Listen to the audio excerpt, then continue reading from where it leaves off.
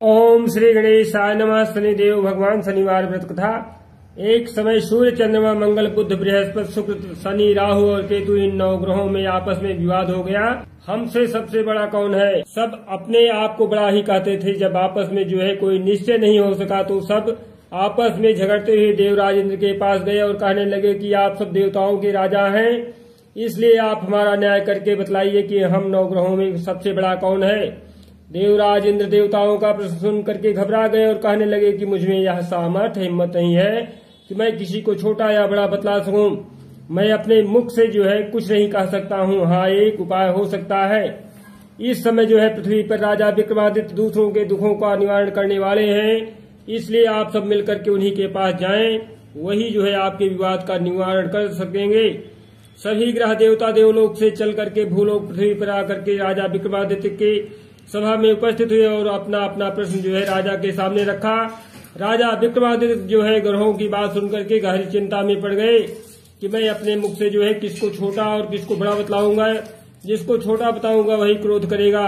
उनका झगड़ा निपटाने के लिए जो है उन्होंने यह एक उपाय सोचा और सोना चांदी, कांसा, पीतल, शीशा, रागा, जस्ता, अभ्रक और लोहा 9 धातुओं के आसन बनवाए।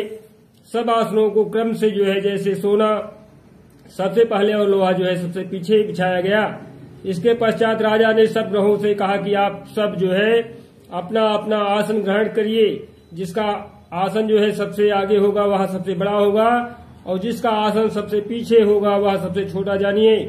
क्योंकि लोहा सबसे पीछे था और वह जो है संदेव का आसन था, इसलिए संदेव ने समझ लिया कि राजा ने मुझको सबसे छोटा बना दिया है।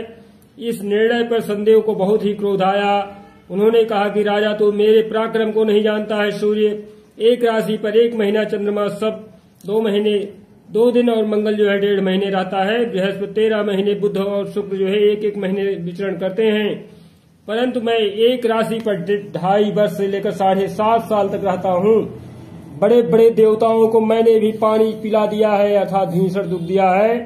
राजन सुन लो, श्री रामचंद्र जी के ऊपर जब 7.5 आई और उन्हें वनवास हो गया, रावण पर भी जब आई 7.5 का प्रकोप, तब जो है राम जो है बांदरों की सेना लेकर के लंका पर चढ़ाई कर दी और रावण के कुल का नाश कर दिया है। राजन अब तुम सावधान रहना। राजा विक्रमादित्य ने कहा, जो कुछ भाग्य में होगा देखा जाएगा। इसके बाद अन्य ग्रह तो प्रसन्नता के साथ अपने अपने स्थान पर चले गए, परंतु संदेव का क्रोध के साथ जो है वहां से सिधारे। कुछ काल व्यतीत हो जाने पर राजा विक्रमादित्य की 7.5 की दशा आई तो संदेव घोड़ों का सौदागर बन करके अनेक सुंदर घोड़ों के सहित जो है राजा विक्रमादित्य की राजधानी में आए। जब राजा ने घोड़ों के सौदागर को आने की खबर सुनी तो अपने सुपाल को अच्छे अच्छे घोड़े खरीदने की आज्ञा दी। या सुपाल जो है अर्थात घोड़े का रक्षक जो है ऐसी अच्छी नस्ल के घोड़े को देख करके और उसका मूल्य सुनकर चकित हो गया और तुरंत ही राजा को खबर दी कि राजा विक्रमादित्य उन घोड़ों को देख करके हैरान रह गए, चकित रह गए, दंग रह गए।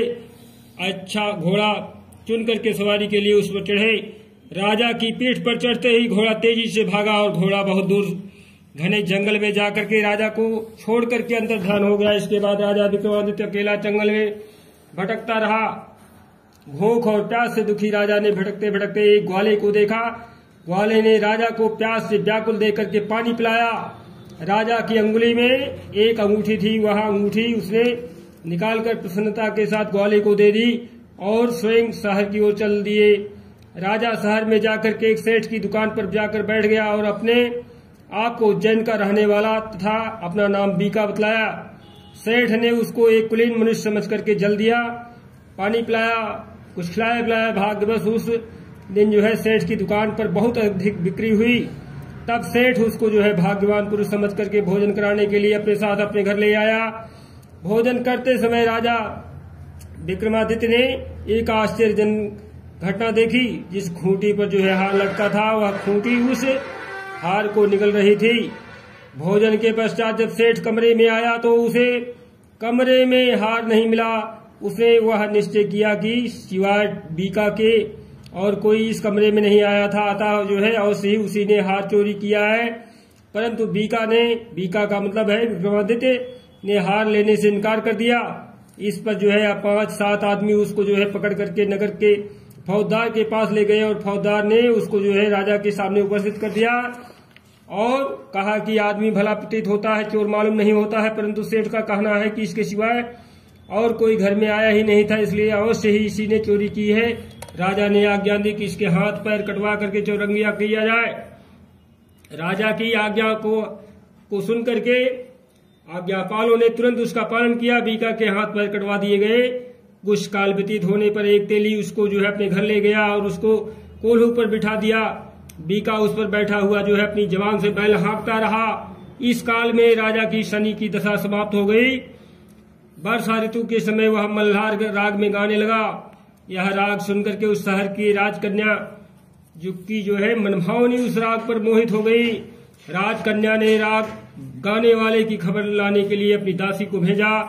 दासी सारे शहर में घूमती रही। जब वह तेली के घर के निकट से निकली तब क्या देखती है कि एक तेली के घर में चौरंगिया राग गा रहा है। दासी ने लौट करके राजकुमारी को सब वृत्तांत सुना दिया। बस उसी क्षण राजकुमारी मनभावनी ने अपने मन में यह प्रण कर लिया कि चाहे जो कुछ भी हो, मैं इस चौरंगिया के साथ ही विवाह करना चाहूंगी। निश्चय कर लिया। प्रातः काल होते ही जब दासी ने राजकुमारी मनभावनी को जगाना चाहा तो राजकुमारी अनशन में व्रत लेकर के पड़ी रही। दासी ने रानी के पास जाकर के राजकुमारी के न उठने का वृत्तांत सारी कथा समाचार सुनाया। रानी ने वहां जाकर के राजकुमारी को जगाया और उसके दुख का कारण पूछा। राजकुमारी ने कहा कि माताजी, मैंने यह प्रण कर लिया है कि तेली के घर में जो चौरंगिया है मैं उसी के साथ विवाह करूंगी। माता ने कहा, पगली, तू यह क्या कर रही है? तुझे किसी देश के राजा के साथ परिणय किया जाएगा। कन्या कहने लगी कि माताजी, मैं अपने मन में प्रण कर चुकी हूँ, उस प्रण को कभी नहीं तोड़ूंगी। माता ने चिंतित होकर के यह बात महाराज को बताई। महाराज ने भी आकर के उसे समझाया कि मैं अभी देश देशांतर में अपने दूत भेज करके सुयोग्य रूपवान एवं बड़े से बड़े गुणी राजकुमार के साथ तुम्हारा विवाह करूंगा। ऐसी बात तुम्हें कभी नहीं विचारनी चाहिए, मन में सोचनी चाहिए। परंतु राजकुमारी ने कहा, पिताजी, मैं अपने प्राण त्याग दूंगी परंतु किसी दूसरे से विवाह नहीं करूंगी। यह सुनकर के राजा ने क्रोध से कहा, यदि तेरे भाग्य में ऐसा ही लिखा है तो जैसी तेरी इच्छा हो वैसा ही करना।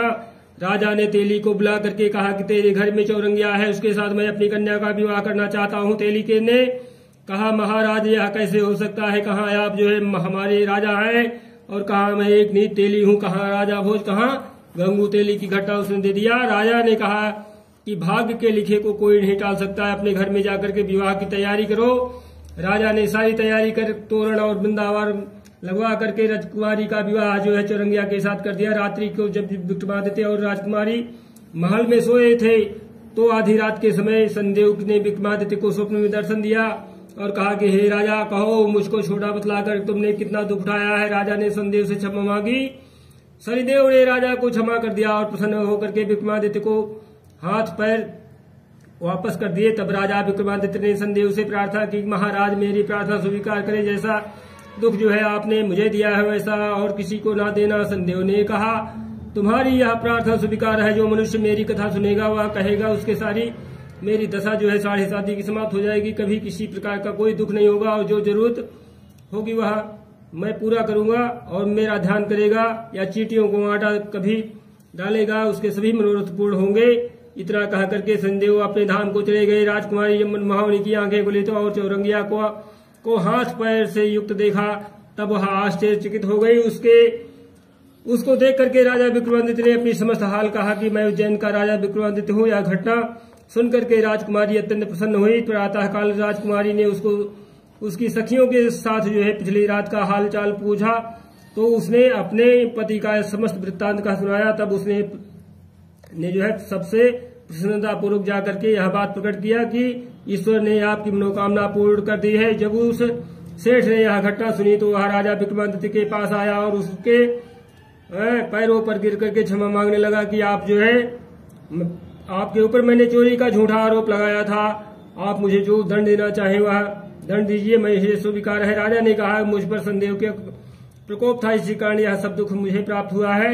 इसमें तुम्हारा कोई दोष नहीं। तुम अपने घर जाकर के अपनी कार्य को पूरा करो, तुम्हारा कोई अपराध नहीं है। सेठ बोला, महाराज, मुझे तभी शांति मिलेगी जब आप मेरे घर चल करके प्रीत पूर्वक भोजन करेंगे। राजा ने कहा, जैसी आपकी इच्छा है वैसा ही करेंगे। सेठ ने अपने घर जाकर के अनेक प्रकार के सुंदर व्यंजन बनवाए और राजा विक्रमादित्य को प्रीति भोजन दिया।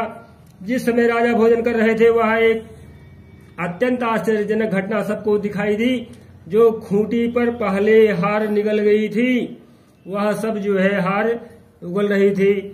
जब भोजन समाप्त हो गया तो सेठ ने हाथ जोड़ करके बहुत सी मोहरें राजा को भेंट दी और कहा, मेरी श्री कौड़ी नाम की कन्या है, उसका जो है आप पानी ग्रहण करें। राजा विक्रमादित्य ने उसकी प्रार्थना स्वीकार कर ली। तब सेठ ने अपनी कन्या का विवाह जो है राजा के साथ कर दिया और बहुत सारा दान दहेज दे करके विदा किया।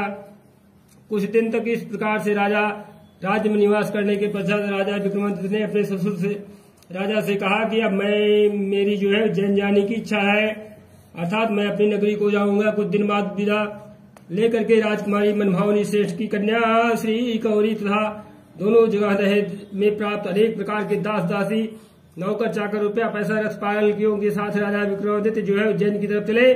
जब वह शहर के निकट पहुंचे और पूर्ववासियों ने राजा को आने का संवाद सुना तो उज्जैन की समस्त प्रजा जो है ग्वानी के लिए आई। प्रसन्नता से जो है राजा अपने महल में पधारे।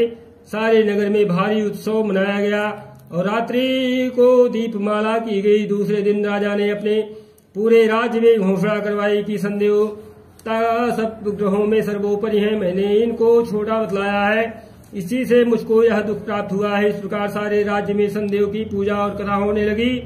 राजा और प्रजा अनेक प्रकार के सुख भोगती रही।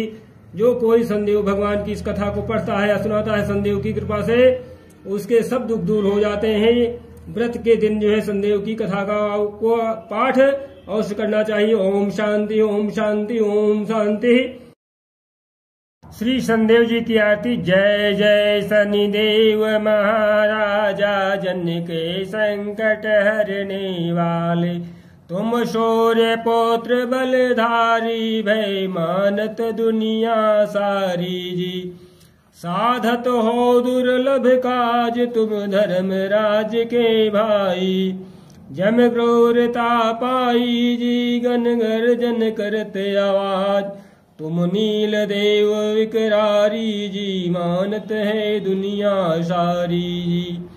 भैंसा पर करत सवारी जी, कर लोहा गदा रहे साज, तुम विभूति रंग बनाओ जी, निर्धन सिर छत्र धराओ जी। समर्थ हो करन मम काज, राजा को राज मिटाओ जी। जिन भगतों पर फेर दिवायो जी, जग में हुए गई जय जयकार। तुम हो स्वामी हर चरणन सिर करत नमामि जी, पूर्वो जन जन की आस, यह पूजा देव तिहारी जी। जय जय श्री शनिदेव महाराज। हम करत दीन भाव ते प्यारी जी, अंगीकृत करो कृपाल जी। प्रभु सुध देश निहारो जी, क्षमिए अपराध हमारो जी। है हाथ तिहारे इलाज, हम बहुत विपत्ति घबराए जी। शरणागति तुम्हारी आए जी, प्रभु सिद्ध करो सब काज। यह विनय कर जोर कर भक्तों सुनाऊं जी, तुम देवन के सिरताज। जय जय श्री शनिदेव प्रभु, करिए मन की याद। जय श्री शनिदेव भगवान की।